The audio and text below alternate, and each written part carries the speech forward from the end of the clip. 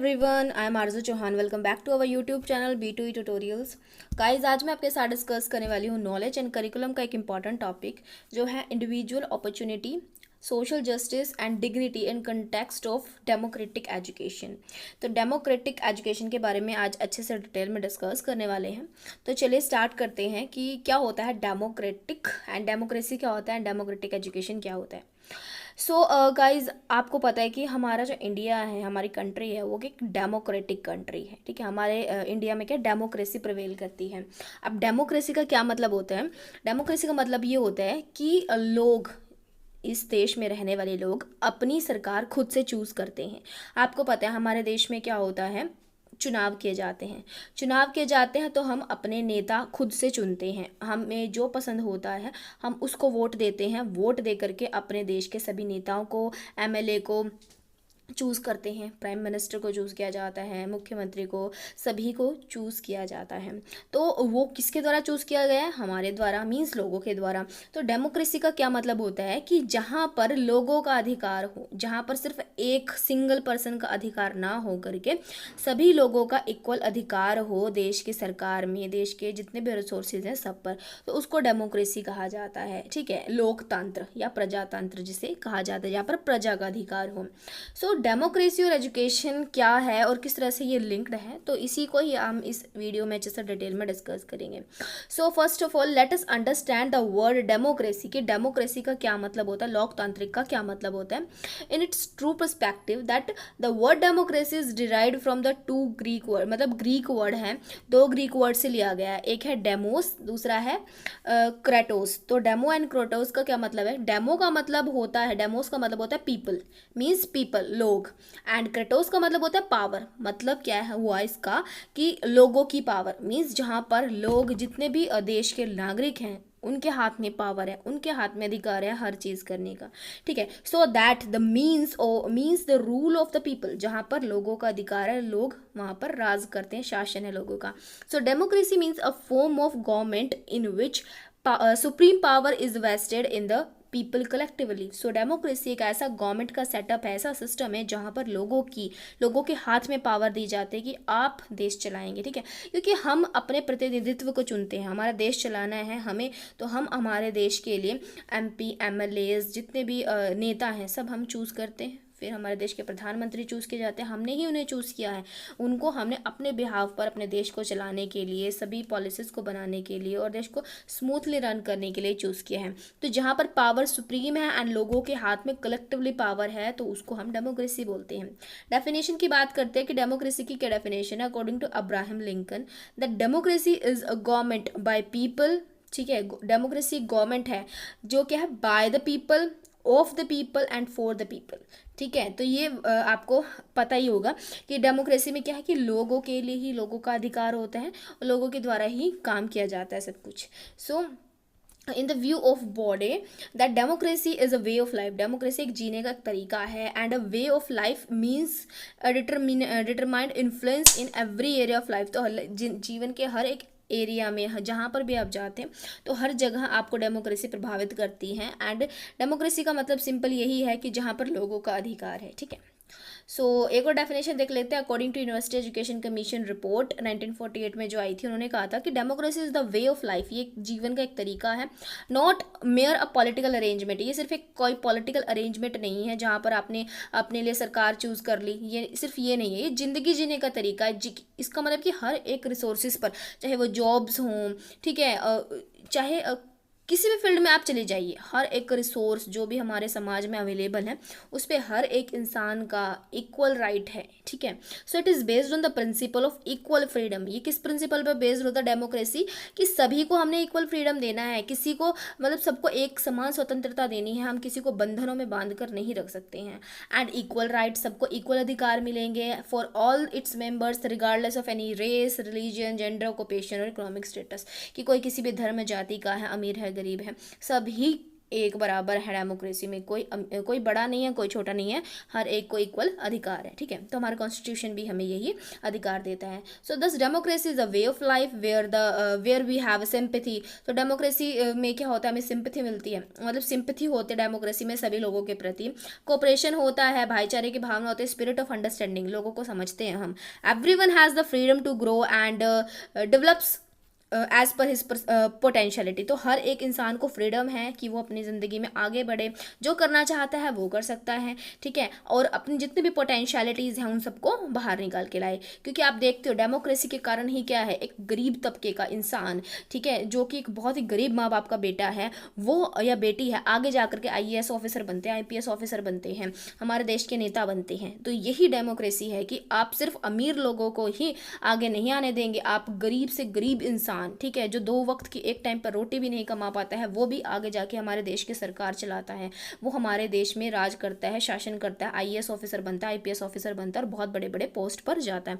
तो यही डेमोक्रेसी की पावर है। So there is a equality of right. तो यहाँ सभी को इक्वालिटी ऑफ राइट है, सभी को अपॉर्चुनिटी है, कोई भी पर्सन ऐसा नहीं जिसको IAS एग्जाम देने का से वंचित रखा जाएगा। हर इंसान जो ग्रेजुएशन कर चुका है, जो साउंड माइंडेड है, वो जाके अपना IAS का पेपर या कुछ भी, आप किसी भी पोस्ट पर चले जाइए, आप वहाँ पर जा करके अपने लिए अधिकार से आप उस अपॉर्चुनिटी का फ़ायदा उठा सकते हैं और कोई आपको रोक नहीं सकता है। So this is democracy. So there is a liberty of thoughts, beliefs, faith and worship. So यहाँ पर हमारे डेमोक्रेटिक कंट्री में हमें सोचने का, अपनी बात को बोलने का, अपने हिसाब से अपना धर्म चुनने का, पूजा करने का, हर चीज़ का हमें अधिकार होता है, कोई हमें नहीं रोक सकता है।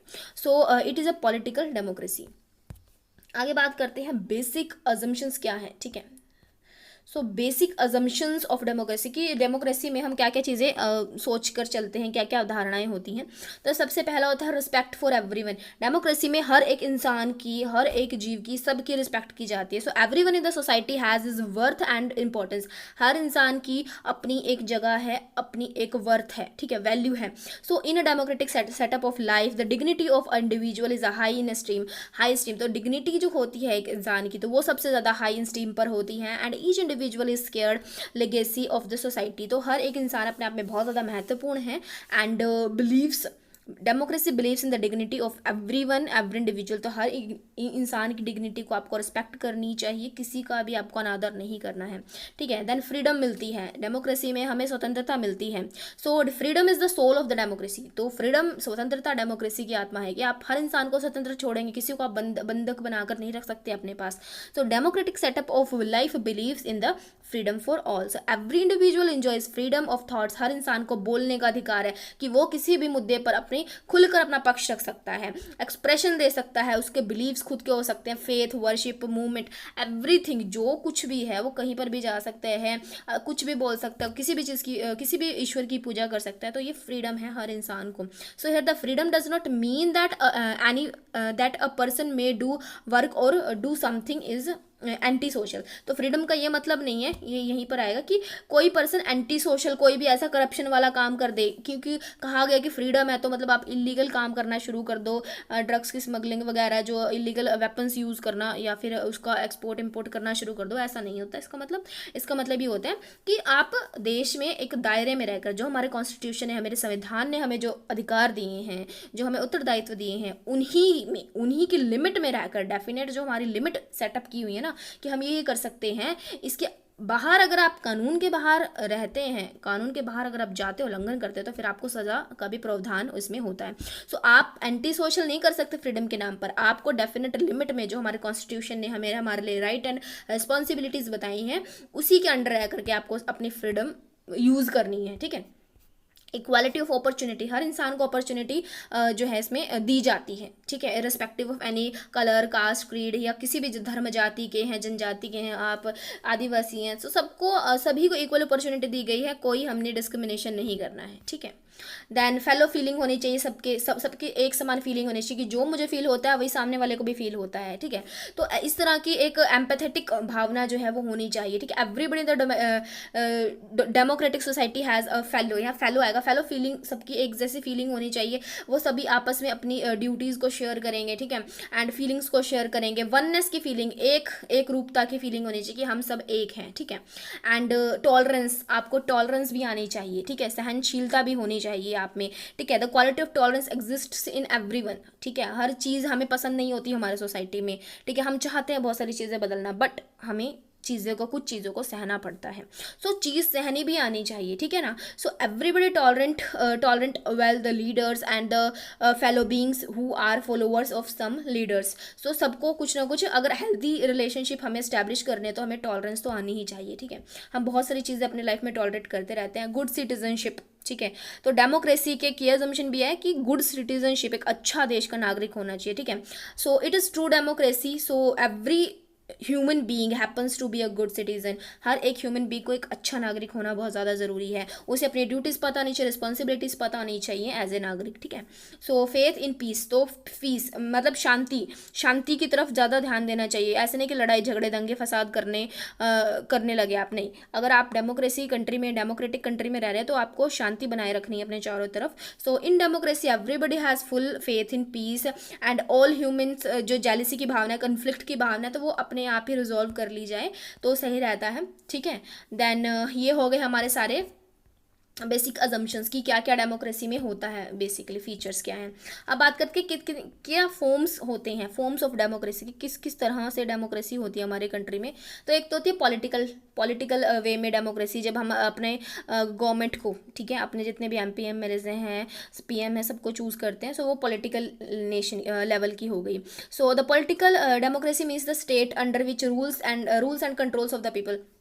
सो पॉलिटिकल डेमोक्रेसी में आ जाएगा हमारा कि रूल्स रेगुलेशन जो हम बनाते हैं, ठीक है, हमारे सोसाइटी में बनाए जाते हैं, जो लॉ है, कानून है, और पॉलिटिशियंस है, जो पॉलिटिक्स है, वो सब कुछ इसमें आ जाएगा।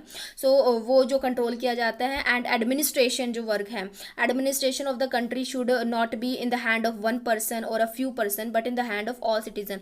जो भी एडमिनिस्ट्रेशन है, प्रशासन का काम है, वो कोई एक इंसान के या कुछ ही लोगों के हाथ में नहीं होना चाहिए, सभी के हाथों में होना चाहिए। ये सबको बोलने का अधिकार है। एंड कोई भी अगर कुछ गलत होता तो उसके खिलाफ आवाज़ उठा सकता है। So in the eye of law, तो कानून की नज़र में हर इंसान इक्वल है, ठीक है। All people are equal and have equal role in their government, तो गवर्नमेंट में सबका समान अधिकार है, ठीक है। सो इकोनॉमिक डेमोक्रेसी भी होती है। इकोनॉमिक डेमोक्रेसी क्या होगी कि मीन्स पैसों से रिलेटेड होगी, मनी से रिलेटेड होगी। So in economic democracy all people have the right to own property, कि हर इंसान को अधिकार है कि वो अपनी जो प्रॉपर्टी है, ठीक है, संपत्ति है, उसको खुद को अपनी संपत्ति को रख सकता है, ठीक है। The capital of the country in the hand of public and not in the hand of few persons in democratic society, economic society. तो कुछ ही लोगों के हाथ में आप सारी संपत्ति नहीं दे सकते हैं। तो जितने भी संपत्ति रहेगी, जो भी मनी है हमारी सोसाइटी में, सब कुछ वो सभी लोगों के पास इक्वल बटेगी, ठीक है। ऐसे नहीं कि कुछ ही लोगों के हाथ में होगी। So everybody gets liberty to work according to their abilities and earn money accordingly. तो हर इंसान को अपनी एबिलिटी के अकॉर्डिंग काम करने का अधिकार है एंड उसके अकॉर्डिंग ही पैसा कमाने का अधिकार है। Each and every individual contribute in the welfare and economic prosperity of the nation. तो हर इंसान, हर जो इंडिविजुअल है, तो वो क्या कर सकता है, हमारे देश के कल्याण के लिए और हमारे देश को प्रॉस्पर बनाने के लिए, प्रॉस्पेरिटी के लिए क्या कर सकता है, काम कर सकता है। उसके बाद थर्ड टाइप की डेमोक्रेसी होती है सोशल डेमोक्रेसी, सामाजिक, ठीक है। So in social democracy everyone gets equal opportunity, हर इंसान को इक्वल अपॉर्चुनिटी दी जाएगी। And there is no disparity among the people on the basis of any caste, creed, colour, gender, religion. तो किसी भी धर्म, जाति, आधार पर कोई डिस्पैरिटी, कोई मीन्स डिस्क्रिमिनेशन नहीं किया जाएगा। Every individual is given equal importance in the society and society provides fullest freedom to all. तो सोसाइटी सबको फुल फ्रीडम देगी without hindering freedom of others. तो किसी की भी स्वतंत्रता का खनन नहीं किया जाएगा, ठीक है। And it is against the democracy to create feeling of differences among the people basis of caste, creed and religion. अगर किसी भी आधार पर, धर्म जाति के आधार पर यदि किसी के साथ डिफरेंसेस किया जाता है तो वो डेमोक्रेसी के खिलाफ माना जाता है। एंड एजुकेशनल डेमोक्रेसी भी होती है। एजुकेशनल डेमोक्रेसी का क्या मतलब हुआ कि educational democracy means to provide equal opportunity in the field of education, कि शिक्षा के क्षेत्र में भी आप सभी को चाहे किसी भी जाति धर्म का है, सभी को आप सेम अवसर देंगे कि कोई भी टीचर बन सकता है, कोई किसी भी पद पर जा सकता है। There must be a justice in the field of education, तो एजुकेशन की फील्ड में पूरा जस्टिस, पूरा न्याय होना चाहिए। And that shows every individual get equal opportunity for upliftment, development and progress through education. तो शिक्षा के द्वारा आप शिक्षा से भी किसी को वंचित नहीं रख सकते हैं। तो पहले के समय में होता था कि जब हमारा कॉलेज मिनट आया था कि जिसमें कहा जाता था कि छन छन कर, है ना, फिल्ट्रेशन थ्योरी थी कि सिर्फ अपर वर्ग के लोगों को पढ़ाया जाएगा, इस तरीके के पहले हुआ करते थे। बट अब हमारी जो डेमोक्रेटिक कंट्री है तो इसमें ये कहा गया कि सबको ही, हर एक इंसान को अपने अपलिफ्टमेंट के लिए, डेवलपमेंट के लिए, प्रोग्रेस के लिए शिक्षा प्रदान की जाएगी और शिक्षा के द्वारा वो कहीं भी किसी भी पोजीशन तक जा सकता है। एंड ये चलिए अब बात कर लेते हैं democratic education and its features की, क्योंकि हमारा जो मेन टॉपिक है वो यही है ना कि डेमोक्रेटिक एजुकेशन क्या होनी चाहिए, किस तरह से होनी चाहिए, उसकी क्या क्या फीचर्स हैं, तो वो देख लेते हैं। तो सबसे पहला है यूनिवर्सल एंड कंपल्सरी एजुकेशन। अगर हम डेमोक्रेसी की बात कर रहे हैं कि सभी लोगों को इक्वल अधिकार है, ठीक है, चाहे वो कितना भी अमीर गरीब है, किसी भी जाति धर्म को बिलोंग करता है, तो सबसे इंपॉर्टेंट क्या हो जाता है शिक्षा के क्षेत्र में कि उसको फ्री एंड कंपल्सरी एजुकेशन मिलनी चाहिए, ठीक है, सबसे इंपॉर्टेंट ये बात होगी। So in democratic country education made be available to one and all, कि हर एक इंसान को एजुकेशन आप प्रदान कीजिए। And it is the universal nature, ये यूनिवर्सल नेचर हर जगह ये चीज़ होनी चाहिए, सार्वभौमिक होनी चाहिए ये। कंपल्सरी एजुकेशन फॉर एवरीबडी, ठीक है, हर एक इंसान को क्या है, एजुकेशन मिलनी चाहिए। And education makes people conscious of their duty, rights and obligation. अगर शिक्षा आप प्रदान करेंगे लोगों को तो उनसे उनको क्या, उनको पता चलेगा, क्योंकि वो फिर पढ़ेंगे लिखेंगे, उनको हमारे संविधान के बारे में पता चलेगा, तो उनको पता चलेगा कि उनकी क्या ड्यूटीज़ हैं, क्या राइट्स हैं, क्या ऑब्लिगेशंस हैं। तो सबको यूनिवर्सल कंपल्सरी एजुकेशन दी जानी चाहिए, फ्री एजुकेशन दी जानी चाहिए। आपको पता है 6 से 14 साल के बच्चों के लिए हमारे कंट्री में क्या है, free and compulsory education government schools में। So education is give free to a certain standards, तो आपको पता है। And in effect education is regarded as the birth right of every individual, तो हर एक बच्चे का, हर एक इंसान का जन्मसिद्ध अधिकार जो है वो अब बन चुका है एजुकेशन, ठीक है। एंड ब्रॉड बेस्ड एजुकेशन होनी चाहिए, एजुकेशन जो है वाइडर होनी चाहिए, ठीक है, इसका विजन जो है वो बहुत ब्रॉड होना चाहिए। So democratic education is a broad based and it is a wider vision, इसका विजन जो है, इसका दृष्टिकोण है वो बहुत ज़्यादा वाइड है।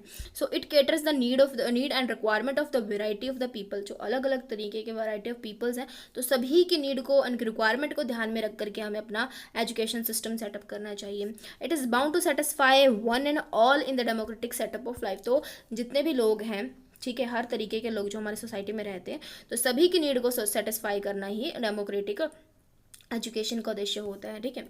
एंड इसमें आता है 4th पॉइंट, चाइल्ड सेंटर्ड। तो चाइल्ड सेंटर्ड एजुकेशन होनी चाहिए, बच्चे को ध्यान में रखकर, बच्चे को केंद्र बिंदु में रखकर ही बच्चों को एजुकेशन प्रोवाइड करनी चाहिए। So community in the centre and community in the centre around which the whole process of education takes place, तो कम्युनिटी जो है वो सबसे ज़्यादा इंपॉर्टेंट है हमारे देश में। तो कम्युनिटी से ही लोग आते हैं, बच्चे आते हैं, तो कम्युनिटी को ध्यान में रखकर ही बच्चों को शिक्षा देनी चाहिए, वैसे ही करिकुलम डिज़ाइन किया जाना चाहिए। Need and requirement of the community as well as taken care of, its related to social environment of the country of the community, तो सोशल एनवायरमेंट है जो कंट्री का, उसको ध्यान में रख करके बच्चों को शिक्षा प्रदान करनी चाहिए। And provision of the adult education, जो अब काफ़ी उम्र के हो चुके हैं, ठीक है, जिनकी उम्र ज़्यादा हो चुकी है, 30 से 35 वर्ष के हो चुके हैं और वो उन्होंने अभी तक शिक्षा ग्रहण नहीं की है, तो उनकी शिक्षा के लिए भी प्रावधान होनी चाहिए, ठीक है, अडल्ट एजुकेशन होनी चाहिए। So democratic education makes provisions for the education of adult, ठीक है। In this society some peoples fail to receive their basic education due to some reason or other reason may be drop out, तो बचपन में ही क्या पता school से आप school छोड़ कर चले गए हो, ठीक है, कुछ ही क्लासेस पढ़ी हों, 3री 4थी तक पढ़े हों और फिर छोड़ दिया हो, तो इस तरह के जो लोग होते हैं तो उनको आप शिक्षा प्रदान कर सकते हैं, इस तरीके का प्रावधान होना चाहिए। So education is provided through non formal system for such adult in democratic setup, तो नॉन फॉर्मल तरीके से आप स्कूल के बाद जो आवर्स होते हैं या नाइट में बच्चों को, सॉरी, अडल्ट को पढ़ाया जा सकता है। गुड सिटीजनशिप की भावना जो है वो हमारी एजुकेशन हमें देनी चाहिए डेमोक्रेटिक सोसाइटी में। So democratic education helps in reducing, मतलब कि इसमें आएगा कि जो डेमोक्रेटिक एजुकेशन है तो यहाँ आएगा कि इंक्रीजिंग, यहाँ पे सॉरी यहाँ पे रिड्यूसिंग आ गया, इंक्रीजिंग, ठीक है, तो मतलब बढ़ाना है हमें, ठीक है, तो इंक्रीज करना है हमें, इंक्रीजिंग गुड सिटीजनशिप, हमें इंक्रीजिंग करना है good citizenship. It enables the individual to understand their duties, तो हमें बताना है लोगों की उनकी ड्यूटी क्या, रिस्पॉन्सिबिलिटी क्या, ऑब्लिगेशंस क्या toward the society and all the nation, तो पूरे देश के लिए उनकी क्या रिस्पॉन्सिबिलिटी है। 7th पॉइंट है freedom the for national unity, हमारे देश की जो एकता है, अखंडता है, उसके लिए, ठीक है। So democratic education keeping all the people fully united, तो डेमोक्रेटिक एजुकेशन जो है वो क्या करती है कि जितने भी हमारे देश के लोग हैं सबको एक साथ लेके आती है, ठीक है, एकता बनाती है उनमें। There may be people with different language, different religion, different culture, democratic type of education united each other, ठीक है, together under the banner of democratic republic. तो हर धर्म के, जाति के, लैंग्वेज बोलने वाले, रिलीजियस के लोग, कल्चर के लोग होते हैं, बट वो सब है तो हमारे देश के ही नागरिक ना। तो डेमोक्रेटिक रिपब्लिक हैं, उसी के एक अंदर, उसी के बैनर के अंदर सारे के सारे लोग आते हैं, ठीक है। उसके बाद ये हो गया हमारा कि फीचर क्या है डेमोक्रेटिक एजुकेशन के। अब बात करते हैं डेमोक्रेसी एंड एजुकेशन कि किस तरीके से ये इंटरलिंक्ड है, इंटरडिपेंडेंस है। तो जो डेमोक्रेसी एंड एजुकेशन इंटरलिंक्ड है, आपस में एक दूसरे के साथ इंटरडिपेंडेंट है, दोनों को हम एक दूसरे से पृथक अलग नहीं कर सकते।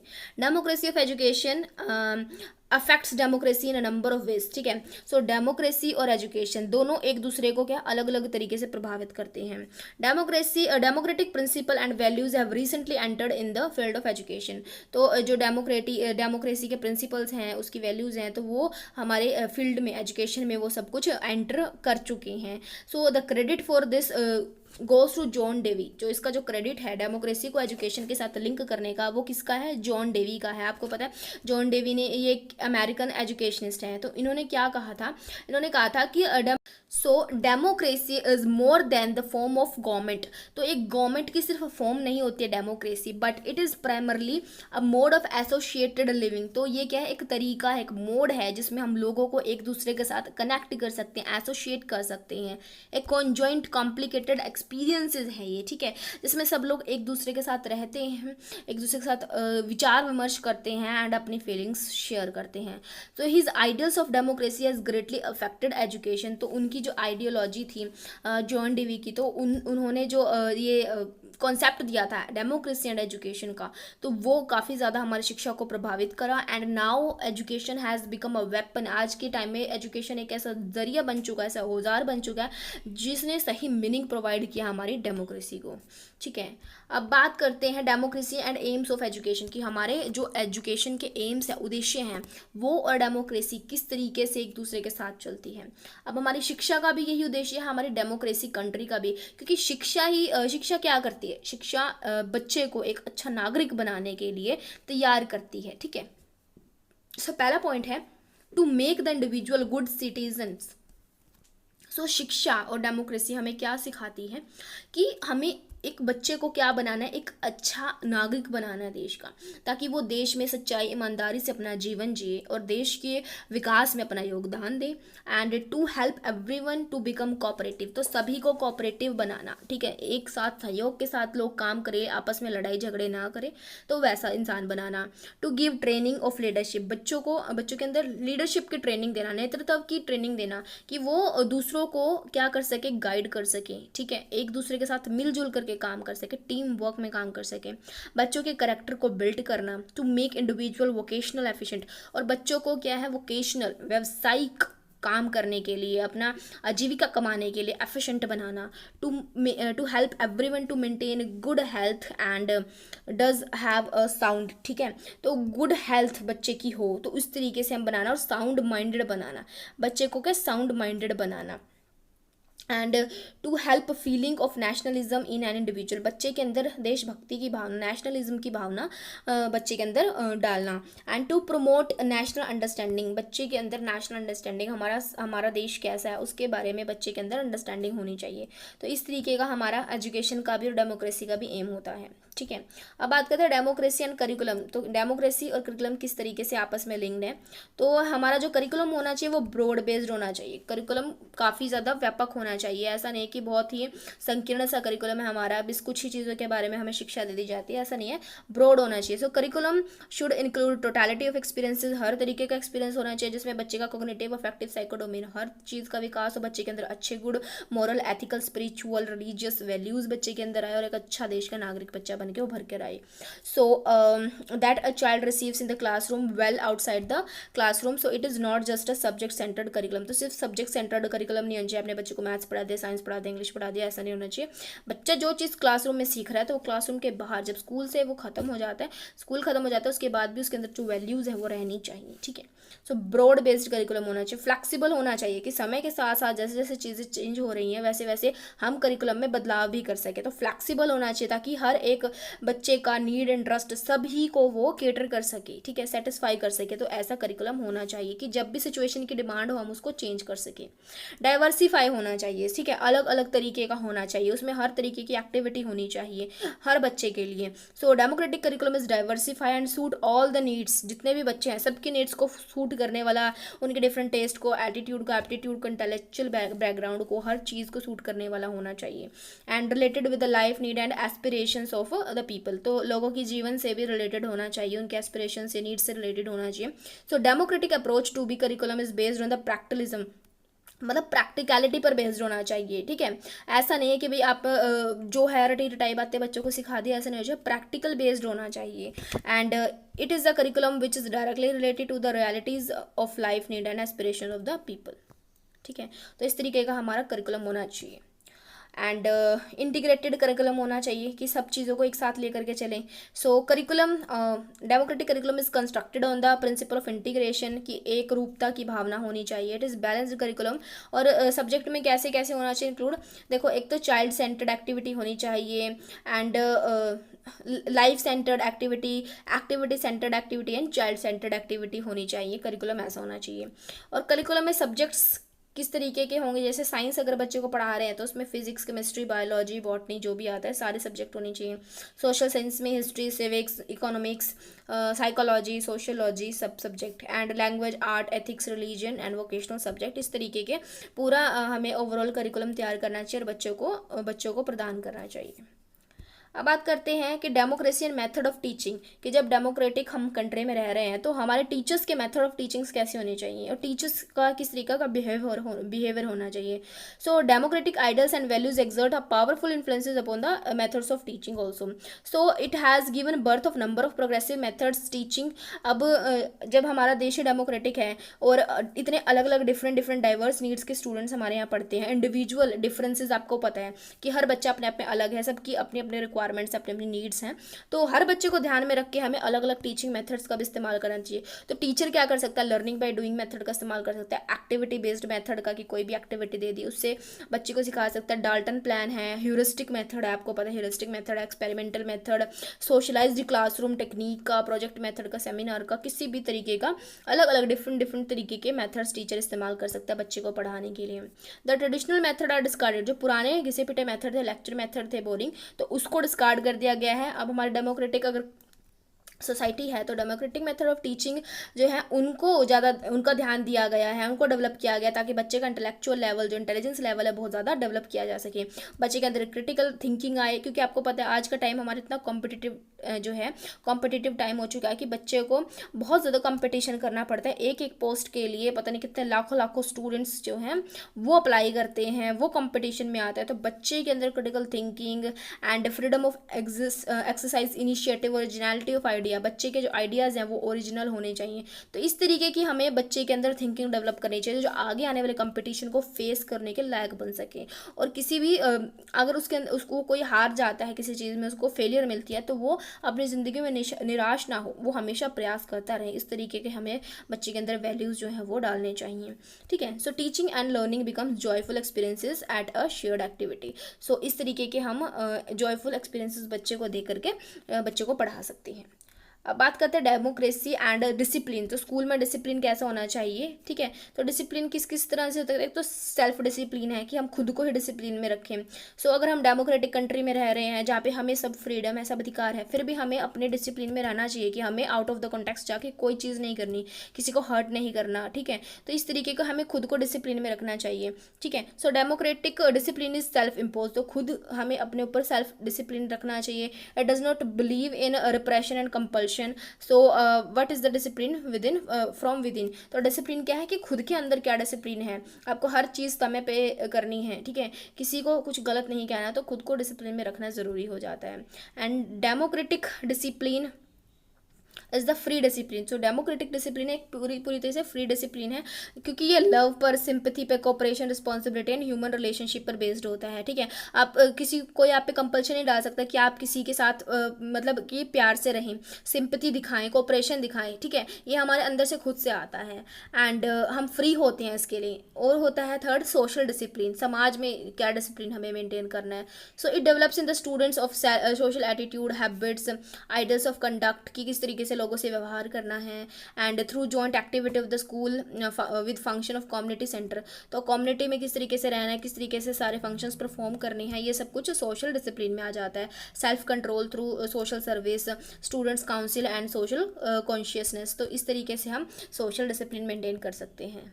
अब बात करते हैं कि democracy and teacher. So democracy में टीचर कैसा होता है, टीचर का क्या रोल होता है। सो डेमोक्रेटिक सेटअप में टीचर एक फ्रेंड की तरह होता है बच्चे के, कि टीचर कोई एक मतलब कि एक प्रधान नहीं बनता है। पहले जो हमारा ट्रेडिशनल मेथड होता है, तो टीचर जो होता है वो मुखिया होता है और बच्चों को ऊपर जो जोर जबरदस्ती करनी है वो करता है। तो ऐसा नहीं होता, टीचर एज ए फ्रेंड होता है। बच्चे टीचर को खुल के अपने मन की बात कह सकते हैं। फ्रेंड होता है, फिलोसफर होता है, गाइड होता है। इट होल्ड्स अ की पोजीशन। तो टीचर एक की पोजीशन होल्ड करता है इन द प्रोसेस ऑफ, क्योंकि टीचर जो होता है मेन होता है, ठीक है। टीचर ही नॉलेज जो है वो बच्चों को इम्पार्ट करेगा। सो की पोजीशन होल्ड करता है teacher. So every teacher is value in knowledge of his subject and professional efficient. तो हर टीचर को अपने सब्जेक्ट की बहुत अच्छे से नॉलेज होती है एंड प्रोफिशिएंट होता है, अच्छे से स्किल्स होती है उनमें, प्रोफेशनल एफिशिएंट होता है पूरी तरीके से। So teachers is whole heartedly devoted to his job and the ideals of democracy. तो टीचर पूरी तरीके से अपनी जॉब के प्रति, शिक्षा के प्रति डिवोटेड होता है एंड उसको पता है, उसको आइडिया होता है, उसको सब पता है डेमोक्रेसी में क्या होता है, कैसे नहीं होता। सो वो रिकॉन्स्टिट्यूटेड करता है एनवायरमेंट को, making it congenial for the optimum development of the children in terms of talent and capacity. तो जो टीचर होता है वो इस तरीके का बच्चों को वातावरण, इस तरीके का बच्चों को पूरा ऑप्टिमम डेवलपमेंट के लिए ऐसा कॉन्जीनियल वातावरण प्रदान करता है ताकि बच्चे क्या कर सके, अपना पूरा जो टैलेंट है उसको पूरी तरीके से डेवलप कर सके। And the teacher is in a democratic setup has work to close cooperation with different social groups। तो टीचर को क्या करना होता है कि टीचर को बच्चों के अंदर कोऑपरेशन की भावना जगानी होती है, कि वो डिफरेंट डिफरेंट सोशल ग्रुप्स में रहते हैं, पेरेंट्स के बीच में, मेंबर्स ऑफ द कम्युनिटी के बीच में, सबके बीच में कोऑपरेशन जो है वो लाने की कोशिश करता है teacher. And the purpose is to develop children a good citizen, socially oriented and dynamic member of the society. तो सोसाइटी में बच्चे को रहना है तो एक अच्छा नागरिक बच्चे को बनाने का प्रयास किया जाता है टीचर के द्वारा। अब हमारा जो लास्ट टॉपिक है वो है education for democracy ways and means. तो हमें एजुकेशन और डेमोक्रेसी को एक साथ लाना है, तो हम और क्या क्या कर सकते हैं। पहला है वर्क इन कोलैबोरेशन, की एक साथ कोलैबोरेट हो करके सहयोग के साथ काम किया जा सकता है। So the controlling authority of school education, जो प्रिंसिपल होते हैं, the head of the institution है, टीचिंग पर्सनल है, जो टीचर्स होते हैं, वो क्या कर सकते हैं, प्लान टुगेदर, एक साथ प्लान कर सकते हैं। And work in close collaboration with one another, एक दूसरे के साथ अच्छे से कम्युनिटी, पेरेंट्स, सभी लोग एक दूसरे के साथ काम कर सकते हैं। तभी हम, क्योंकि हमारा देश क्या है, हम सबको एक साथ मिलकर चलना है, तभी तो डेमोक्रेसी होगी। तो एजुकेशन लेवल पर भी हम सब स्कूल की अथॉरिटी, टीचर्स, पेरेंट्स सब एक साथ होकर कोलैबोरेट होकर काम कर सकते हैं। एंड जो गोल्स हैं, goals will be achieved rightly without any type of wastage of energy, time and also without any overlapping of efforts. तो बिना किसी एफर्ट को ओवरलैप किए, बार बार दोहराए और एनर्जी को और रिसोर्सेज को वेस्ट किए हुए हम जो अपने लक्ष्य हैं उनको अचीव कर सकते हैं जब अगर हम एक साथ मिलकर के काम करेंगे। And change in the curriculum, और समय के साथ साथ और जो भी डाइवर्सिफाइड नीड है उनके अकॉर्डिंग हमको करिकुलम बार बार चेंज भी करना होता है। ठीक है, ऐसा नहीं है, क्योंकि आपको पता है कि हमारा करिकुलम बार बार चेंज होता रहता है। अब जैसे बीएड का सिलेबस ही है, ठीक है, अब बीएड का सिलेबस ही आप एग्जाम्पल ले लो कि अब हम जो पढ़ रहे हैं ना, तो अब जो नेक्स्ट सेशन हुआ है तो उसमें बीएड का सिलेबस चेंज हो गया है, उसमें काफ़ी सारे जो न्यू टॉपिक्स हैं वो ऐड हो गए। तो मतलब इसका क्या है कि लगातार जैसे जैसे चीज़ें चेंज हो रही है, सिलेबस भी चेंज होता रहता है, नए नए टॉपिक्स ऐड करते रहते हैं, पुराने को डिलीट करते रहते हैं। तो इस तरीके से करिकुलम की हमें चेंज करना चाहिए। रिवीजन ऑफ टेक्स्ट बुक, जो भी टेक्स्ट बुक है उसको लगातार रिवाइज करना चाहिए, जो भी नई अमेंडमेंट हो रही है, न्यू प्रोविजंस आ रहे हैं उनको डालना चाहिए, पुराने को डिलीट करना चाहिए। सो इस तरीके से हमें टेक्स्ट बुक को भी बार बार रिवाइज करते रहना चाहिए। क्राफ्ट सेंटर्ड एजुकेशन की बात करी गई कि बच्चे को शिक्षा के साथ साथ आप क्राफ्ट सिखाइए। ठीक है, जैसे कि the curriculum should have sufficient scope for the work experiences, number of crafts introduce करने चाहिए। ठीक है, कम्युनिटी में, लोकेलिटी में। And the town having industry introduce industry oriented practical work बच्चे को सिखा सकते हैं। और अगर कोई रूरल स्कूल है तो वहाँ पर एग्रीकल्चर से रिलेटेड बच्चों को चीज़ें सिखाई जा सकती हैं। वर्क एक्सपीरियंस बच्चे को दिया जा सकता है, जैसे कि अ फ्यू प्रोजेक्ट दे सकते हैं बच्चे को वर्क एज अ, जैसे रिपेयर ऑफ वॉचेस, आप वॉच को रिपेयर कर सकते हैं, क्लॉक को रिपेयर कर सकते हैं, स्कूटर को, कार को, रेडियो टेलीविजन, इलेक्ट्रिकल अप्लायंसेस को, या फिर आप वुड से कोई वर्क कुछ भी चीज़ बना के ला सकते हैं। तो इस तरीके के वर्क एक्सपीरियंस या प्रोजेक्ट हम बच्चे को दे सकते हैं। ठीक है, तो इससे काफ़ी कुछ बच्चा सीखता है। ठीक है, and emphasis on critical thinking, तो मेन सबसे इंपॉर्टेंट चीज़ क्या है, हमें क्रिटिकल थिंकिंग बच्चे के अंदर डेवलप करनी है। बच्चा बहुत आगे जाकर के सोच सके, चीज़ों के पक्ष विपक्ष को सोचे, उसको पूरी तरीके से देखे और सही निर्णय पर पहुंचे। तो इस तरीके की हमें बच्चे के अंदर क्रिटिकल थिंकिंग डेवलप करनी है। So critical thinking should be developed in the student, so it is possible if teaching is carried by the mother tongue की। अगर हम बच्चे की स्टार्टिंग में मदर टंग में बच्चे को सिखाएंगे तब बच्चा जल्दी से सीख सकता है। तो मदर टंग में हम बच्चे को जो इनिशियल एजुकेशन देनी चाहिए। And if it is bound to help the students for creative thinking, तो बच्चे की इससे क्या होगी, क्रिएटिव थिंकिंग डेवलप होगी। And every type of creativity on the part of student should be encourage. तो बच्चा किसी भी तरीके का नया काम करता है, अलग तरीके से करने की कोशिश करता है, तो टीचर को उसको अप्रिशिएट करना चाहिए एंड इनकरेज करना चाहिए। यही हमारे डेमोक्रेसी का मेन उद्देश्य होता है। तो ये था हमारा बहुत सिंपल सा टॉपिक। आई होप आपको समझ में आया होगा, इतना कुछ मुश्किल नहीं था।